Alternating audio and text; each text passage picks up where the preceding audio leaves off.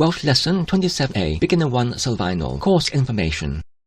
Siamai, rydw i'n hwb rydych chi'n mwynhau y cwrs yma, a mae'r lesson hwn yn aim I explain yn ychydig y overview o'r cwrs yma. Yn y cwrs yma sydd gyda'r enw Foundational, sef wedi ei aim tuag at a beginner absolute, a mae 36 lesson gyda stanza o vocabulary yn every lesson.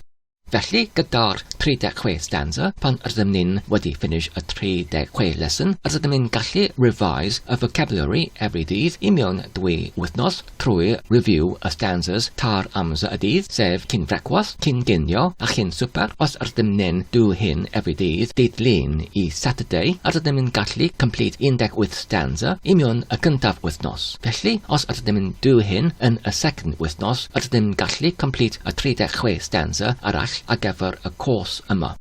Pan rydym ni'n cyrraedd hydnes y diwedd o'r second wythnos, rydym ni'n gallu dechrau again gyda'r cyntaf stanza ac yn continue I do hyn every dydd without break, wythnos ar ôl wythnos ar ôl wythnos. Yn y ffordd hon, rydym ni'n gallu cyrraedd yn fwy a mwy familiar gyda'r vocabulary. Os rydych chi'n eisiau I download y wall charts, y maent nhw ar gael ar gyfer members Patreon yn y fan yma, patreon.com/learnwelshragori.